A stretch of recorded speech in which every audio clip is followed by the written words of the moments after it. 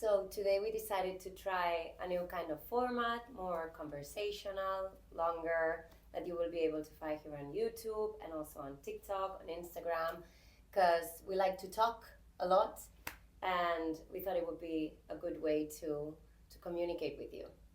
And to wish you a Merry Christmas. I think it's quite obvious from the way we're dressing that we are very different. And that's one of the things that I think is exciting about the fact that we decided to build a company together. Because before that, we had a very, very different life. And I think it would be nice to, considering that this January, the Foyer will turn 4 years old. Yeah. It would be nice to go a little back in time and remember a little bit how everything started. And it started in your head. It did start in my head, and I think it's one of the best things that I've ever did. It's like a creative decision and also a creative act that really changed my life.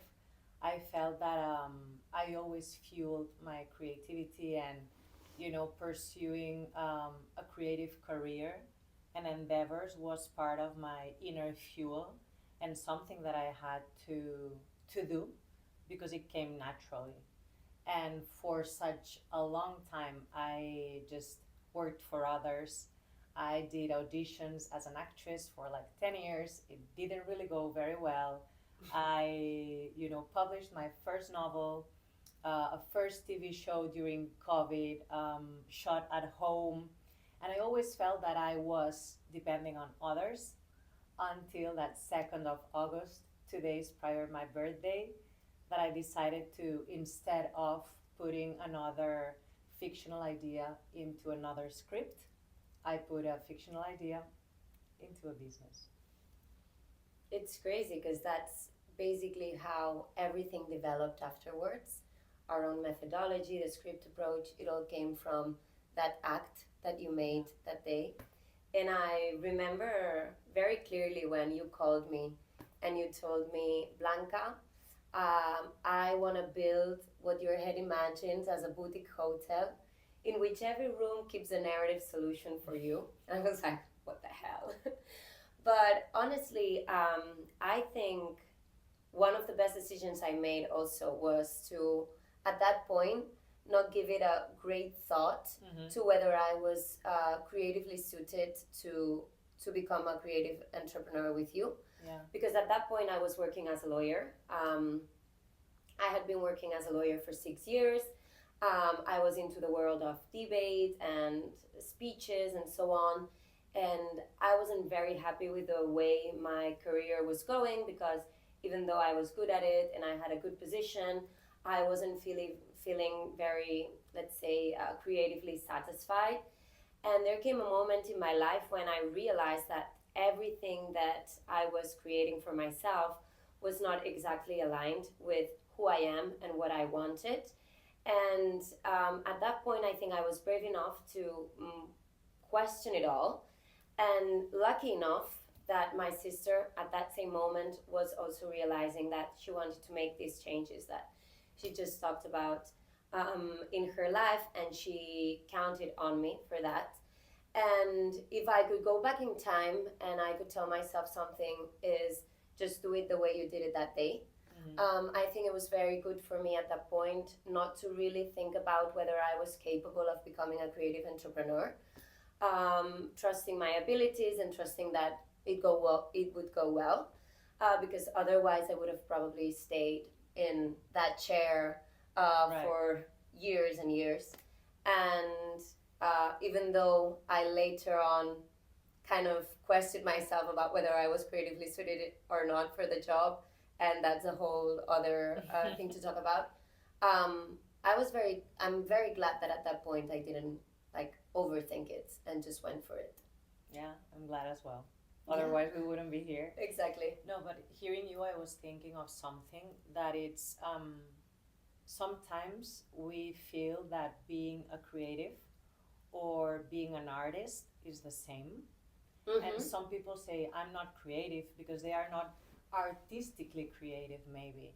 But for me, that I had always been like in the most artistic side of, fields like Mm-hmm. writing or developing ideas or even sketching and so on, I realized that being an entrepreneur is really, really creative. And it's just like a really big creative act that you can do, and it's extremely personal because Mm-hmm. it's your choice. And I think that maybe part of what you discovered is that there's these artistic abilities that one can develop if they want to, Exactly. but otherwise, just being an entrepreneur, it's a very creative journey. And on my side, like, I always had this feeling that it would be very difficult because I thought I was very good at numbers, Mm-hmm. um, for me to create a business. Mm-hmm. But I thought, look, if I have been able to develop so many projects that no one was waiting for them actually, and still have the discipline to believe in my vision, to work on it, and to have that grit, why wouldn't I do it with 100%. a business, right? 100%. And I think that was one of the mismatches that happened the moment we united, because What do you mean? you were in like the creative side, and then suddenly you had an idea for a business, and I was working in a much more like rigorous environment, and suddenly I had to become a creative, so we sort of like swapped Yeah, our roles and mixed everything up, which wasn't easy. which wasn't easy, and which is also very interesting. And that's what I was going to say, and I absolutely agree what you said about creativity, because I realized on the one side that I had very creative sides of myself Right. that I didn't know existed, which Mhm. is something really fun and really expanding that I discovered about myself. But also, I have been able to be close to your way of being creative, which has also given me another understanding of how creativity works, And some headaches. and some headaches. I have That's to say. also true. It's also true, but certainly because I was coming from a very structured and rigorous environment and corseted environment, and then being able to sort of work in different ways and find new ways of exploring my creativity is very enriching. And one of the things that you say a lot and that I totally agree with, and I had never realized before, is that creative people talk about ideas. And this is something that I wasn't very used to Okay. around, because I was more used to talking about facts, maybe things that were going on in the world, things that were happening. But I wasn't that used to talk about ideas. And I remember that one Christmas that we went with you and Christopher, who is a friend of ours, who is a movie director. And that day we spent like all afternoon talking about ideas, and I remember going back home and thinking like, I had so much fun today. Yeah. I felt so myself. But this is something that if you don't change your environment, if you don't move from your comfort zone, you don't get to experience it. Right. But that's freedom. 100%. Because ideas, when conceived or when thought of, are just original. Literally. There's no corset for them, they are not limited. And that gives you a sense of freedom, of motivation, and also of own agency, in which like you feel that you are able to work on the ideas that you have, the concepts that you are interested in, and not seeing what others are doing or copying others.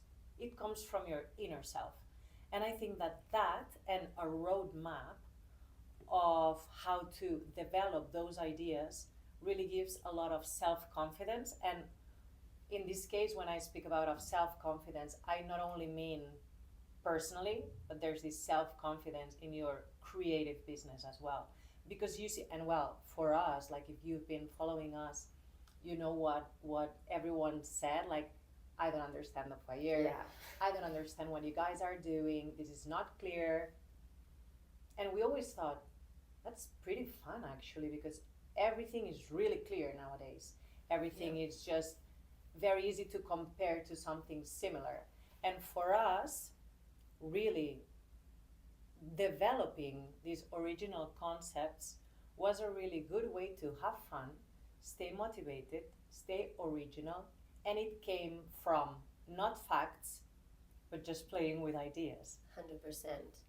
I think this is one of the most fun parts about the foyer. Yeah. I think it was created like this from the very beginning.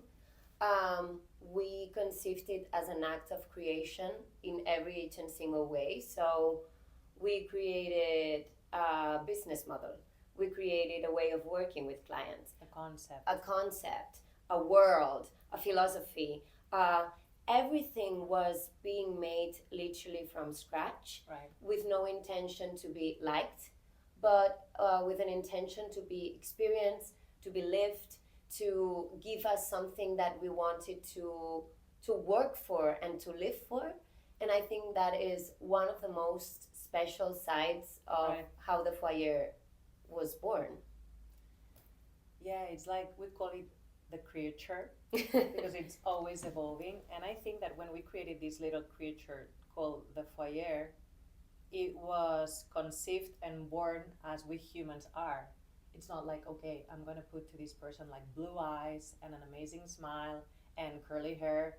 No, I'm just gonna conceive it and it's gonna go to the earth and see what happens there. And for us, it wasn't easy. Like No. working with that level of freedom, not knowing how this is gonna go, Yeah. for me, it was one of the most challenging processes I've ever been through. Yeah.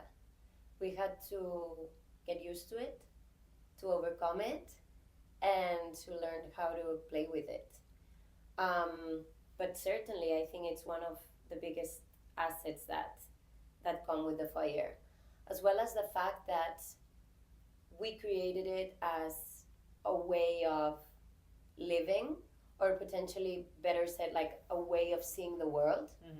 I think that we created, I'm not going to say a company, I'm going to say something, Yeah. because I think it's very volatile as well, in the sense that it transforms every day.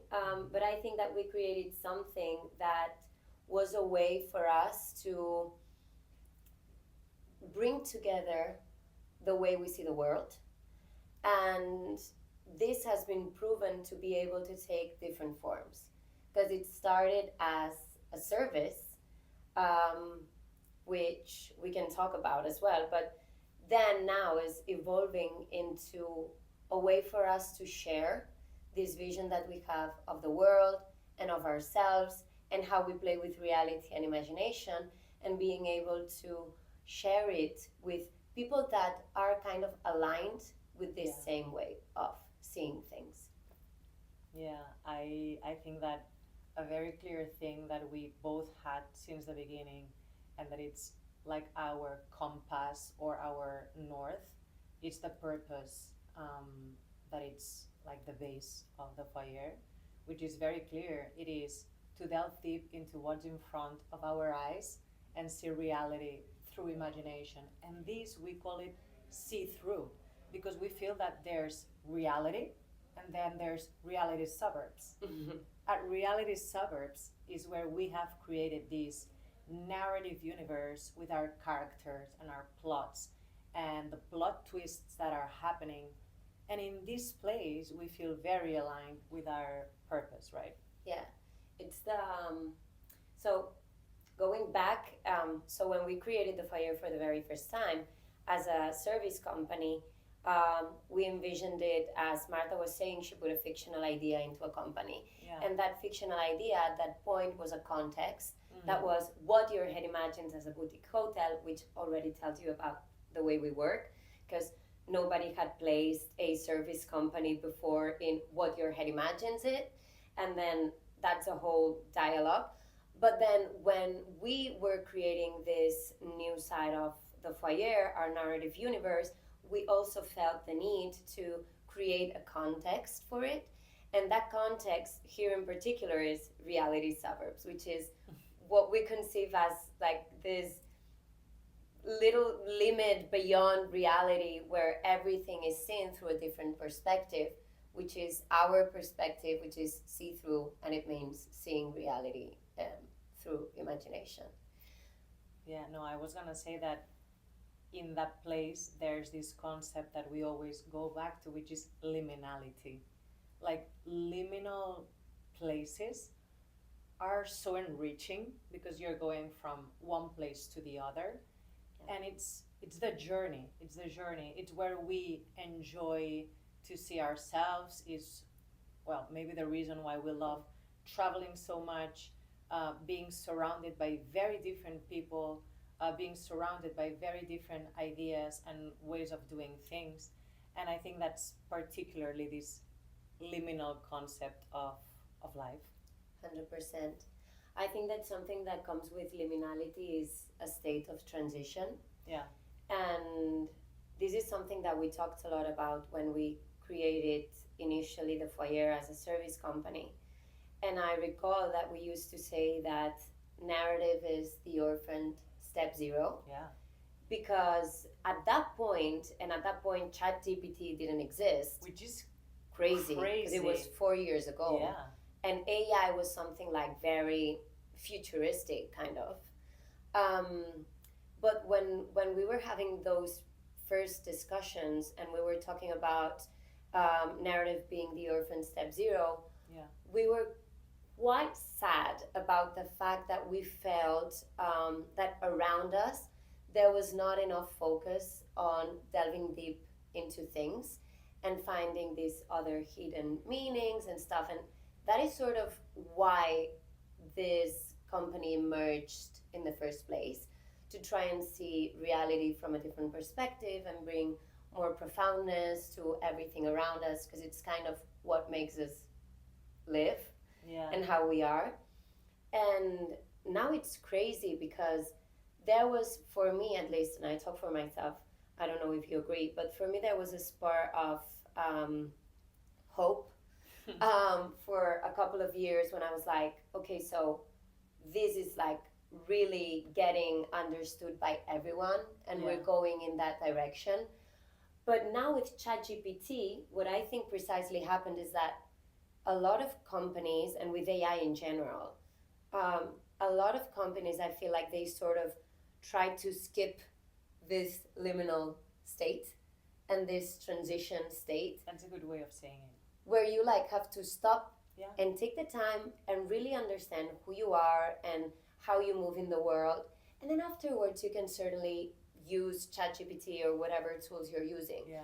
But this moment that us as humans we have to do to know who we are and to take the time to understand what's really inside us and how we're going to present to the world, that for me is essential in any brand, because otherwise you take out any kind of humanity in it.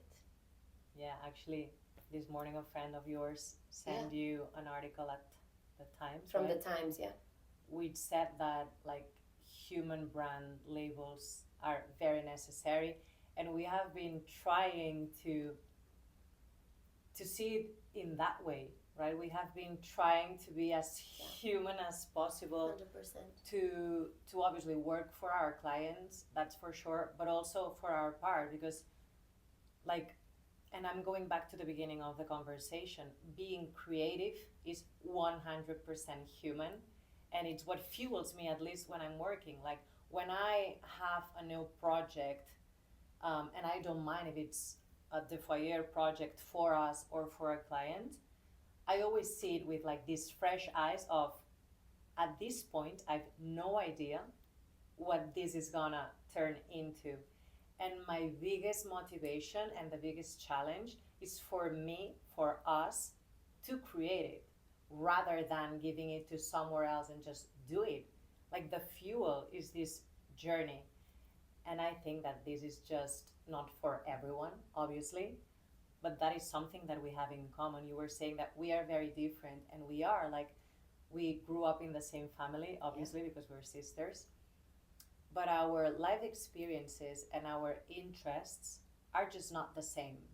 And therefore, it's really cool when we are able to each ourselves see every piece of I don't know, like live creativity or experience in an original perspective 100%. and act on it from a human place, which sounds really odd Mm. because we are humans. It's so Yeah. crazy that now we have to say this is human, this is a robot.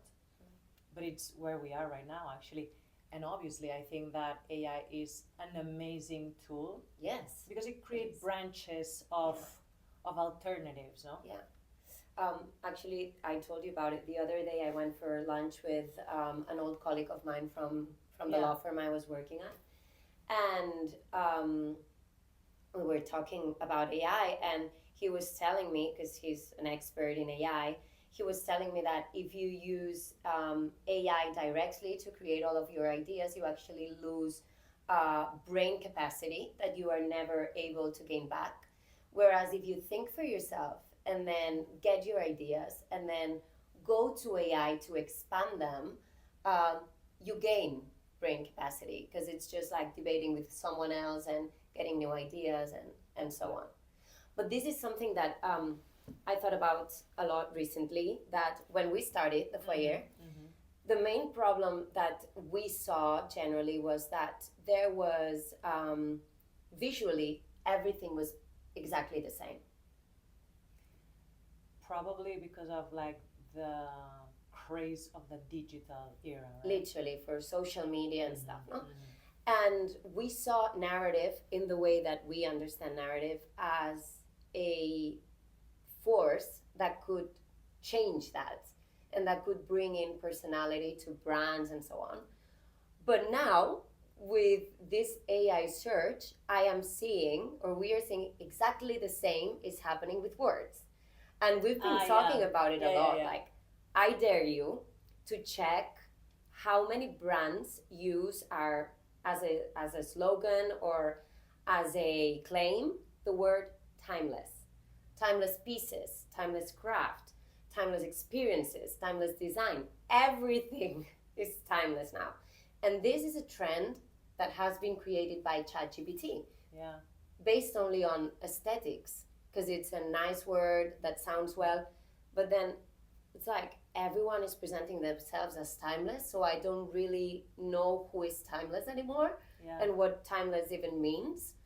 So that's kind of a thing that I'm seeing, and it makes me kind of sad because I feel like everyone is presenting themselves in the same way, which is less interesting. Or not. I think that depending Right? on like who you are, maybe what gives you comfort is being like validated or being part of a crew that it's already accepted, and maybe that is what you're striving for. Obviously it's not our case, not the case of the foyer, definitely, but I do believe that trends are like very constrictive. Mm-hmm. And so if what you're looking for is like a context and some limits, ChatGPT can help you reach a very validated spot already. Yeah, 100%. If you want to create a blue ocean, that's a totally different story. I agree. Obviously, oceans are huge. They have a lot of waves, and you never know where you're headed. But I think it's just like two very different choices that are obviously living together nowadays. Yeah. And we still don't know where is it gonna go. And one thing that I have to say is that effortless, sanctuary, and timeless are the words of the year 2025. 100%. And I totally agree with what you say, but my way of seeing it is, and we've talked about it a lot as well, it's, for me, brands are like people, and this kind of narratives that are being created in the sense of like little texts, and I see it a lot in perfumes as well, which is like the creation of text that say something like a sparkle of spiciness with a pinch of sexiness and ease and stuff like this, which I read and I'm like, what do you mean? Like this, I don't engage with it because I don't really get what they mean by it. But it's like a fake elaboration of concepts. Yeah. So this doesn't engage with me. I don't engage with it. And I feel like if you, I don't know, you go to a party and you meet someone, and every time you meet that person, you only get out of them some like small talk. Yeah. Where they tell you who they are and what they do, and that's pretty much it. I instantly forget that person. There's nothing memorable about them that I can keep with myself. Yeah. They blend in with the crowd. But if I meet someone and they tell me an amazing story, or they are extremely authentic, or they have a personality that is like coming out of their pores, then I will forever remember that person. And that's how I, as a romantic, I would like brands to be. And that is one of the reasons that I joined you in the creation of the Foyer, and why we sort of wanted to also translate our own vision into a brand as well. Right. No? Yeah, I think that creating the Foyer, I was going to say in this framework, I don't know if it's a framework, but creating the Foyer in this like creative freedom has shown us that being authentic and trying to follow our instincts, our intuition, and our motivations, it's like a good choice. It really is. And before the Foyer, I always doubted. And I thought, maybe I'm doing it wrong, maybe this is not like mainstream enough, maybe I'm weird.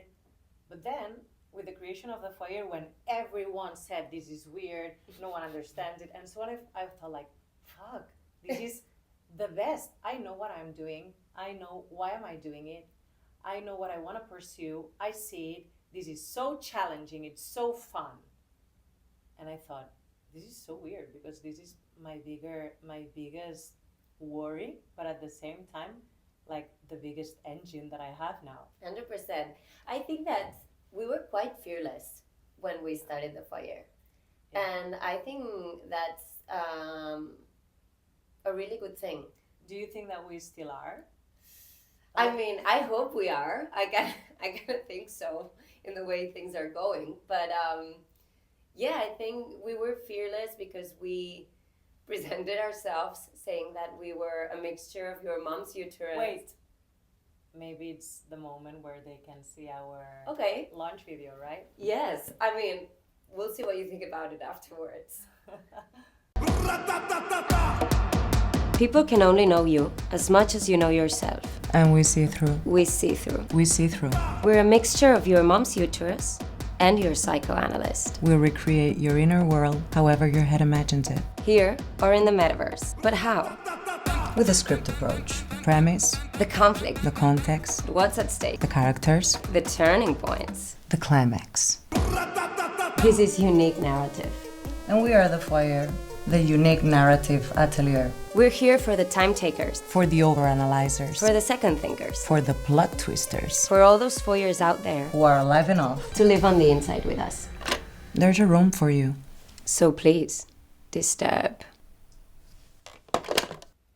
So now that you know what the Foyer is, we would love to know what you think of this first talk. If you want to comment on it, please be respectful, be kind. We're going to read everything that you say, and we will be back for more. Yes, this is us trying a new format. We're happy to receive all of your comments and to hear what you would like us to talk about. There's so much we have to say. So yeah, we hope you enjoyed it, and we'll see you for the next one. Thank you for being here today. Thank you, and always, please disturb.